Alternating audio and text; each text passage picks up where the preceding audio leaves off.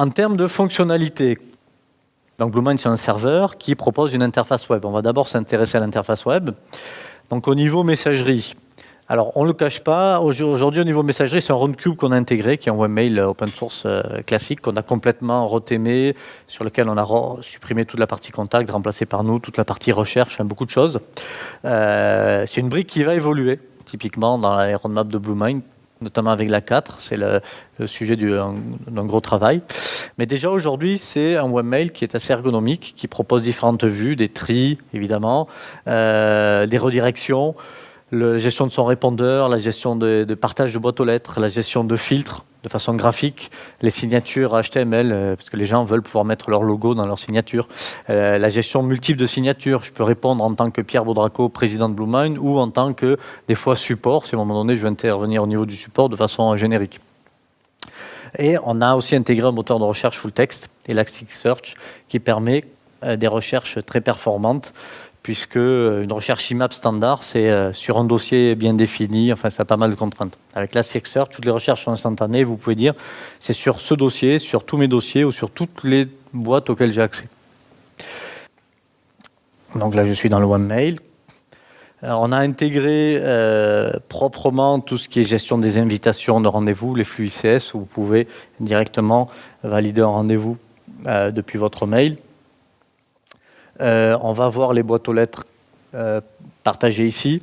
Un utilisateur pourra aussi partager sa propre boîte aux lettres. Donc, vous pouvez avoir des boîtes aux lettres partagées de services, support, projet, accueil, enfin ce que vous voulez, ou le partage de personnes.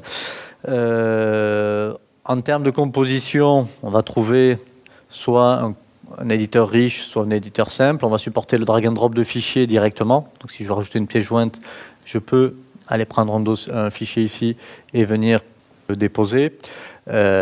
Évidemment, on aura multiples. Bon, aujourd'hui, ça paraît naturel, mais autocomplétion partout. Voilà. Et donc, on va faire un petit test aussi. Donnez-moi une adresse email au hasard. Elle n'a pas forcément besoin d'exister. Alors, attendez, je vais faire simple. Manuel, @ Ok, elle n'a pas besoin d'exister, hein, donc je vais faire. On va pas envoyer de mail à l'extérieur, je pense. Voilà, ça sera pour un test tout à l'heure.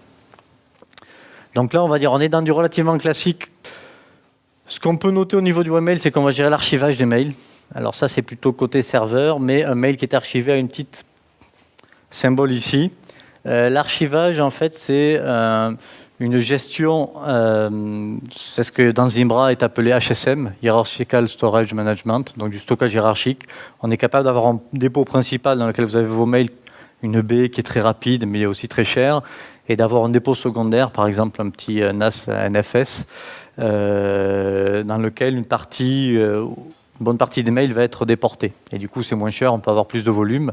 Et l'intérêt avec BlueMind, c'est que c'est complètement transparent pour l'utilisateur, parce que le fait que le mail soit archivé, lui, il ne le voit pas. Il y a un petit délai un peu plus long pour aller chercher le mail, mais ça se joue à quelques dixièmes de millisecondes.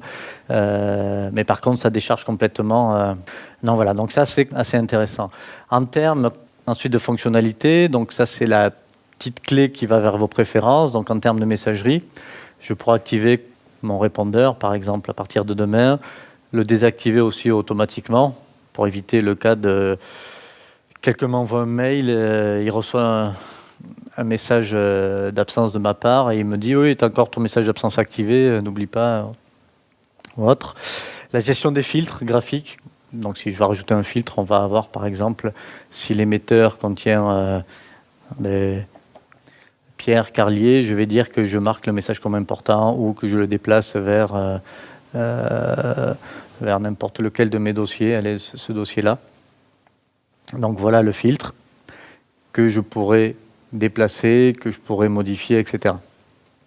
Derrière, aujourd'hui, on génère du filtre sieve, pour ceux qui connaissent, mais on a mis un éditeur dessus. Ce qui est intéressant, c'est que vous pouvez positionner aussi des filtres sur des en-têtes personnalisées. Donc si vous faites un traitement dans le flux mail pour de l'anti-spam, pour ce que vous voulez, vous pouvez du coup, de la supervision par exemple, filtrer automatiquement ceci. Voilà. Au niveau des filtres, ce qu'on peut voir aussi, c'est qu'on peut aussi mettre des filtres au niveau global. au niveau... Alors attendez, non, c'est sur une... C'est au niveau du domaine. Hop, voilà. Et donc un filtre qui serait actif pour tous les utilisateurs. Typiquement, ça peut être utile sur le spam, sur l'anti-spam qui fait quelque chose de spécial. Vous mettez un filtre au niveau domaine, donc tout le monde passe par ça avant. Et tous les objets en fait, que l'on va voir, que ce soit les tags, les calendriers, qu'un adresse, existent au niveau utilisateur, personnel, peuvent aussi exister au niveau domaine. Et ça, c'est intéressant lorsqu'on raisonne société-institution.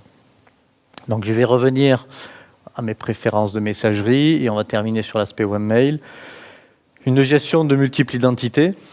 Donc voilà, je peux me créer différentes identités. Pierre Baudraco, cette identité-là en tant que président de Bluemind, en HTML, et si je rajoute une image, ou Pierre Baudraco en tant que développeur, par exemple. Voilà. On ne permet de positionner des identités que sur des objets sur lesquels vous avez droit de délégation. Par exemple, je ne peux pas moi me créer une identité en tant que président de la République ou n'importe quoi. Je pourrais le faire que sur les objets, adresse email ou boîte aux lettres partagée sur lesquelles j'ai les droits. Si j'ai le droit sur la boîte aux lettres support parce que je suis du service support, je pourrais me créer une identité en tant que support. Mais pas si je n'ai pas les droits sur cette boîte aux lettres. Donc c'est quand même dans un cadre société, cette fonctionnalité. Et puis la gestion des partages, avec qui je veux partager ma boîte aux lettres. Par exemple, bon, mais là c'est Stéphanie Marcet. Si je veux que Stéphanie, qui est mon assistante, lui donner tous les droits, je vais dire Stéphanie, elle peut modifier ma messagerie et même gérer mes partages. Voilà. Sachant que tous les écrans de droits sont de la même façon, on va pouvoir ajouter des droits pour des personnes ou pour des groupes. Et bon, pour des groupes, c'est assez intéressant parce que souvent les groupes, ça peut être aussi des services. Et donc vous pouvez raisonner par service. Tel service partage avec tel autre, etc. Et comme les groupes peuvent aussi être importés automatiquement depuis des annuaires LDAP ou Active Directory, du coup, ça vous permet d'avoir une organisation assez simple avec Bluemind. Ce qu'on peut faire aussi, c'est les recherches. Bon, ce qui est intéressant, c'est quand vous faites une recherche, elle est toujours instantanée. Vous pouvez rechercher dans des champs particuliers et surtout, vous pouvez élargir votre spectre de recherche. Voilà, là, j'ai élargi à tous mes dossiers ou même à tous les dossiers, c'est-à-dire tous mes dossiers plus toutes les boîtes aux lettres partagées auxquelles j'ai accès. Et ce qui est intéressant, c'est comme on a du full text derrière, c'est instantané tout le temps.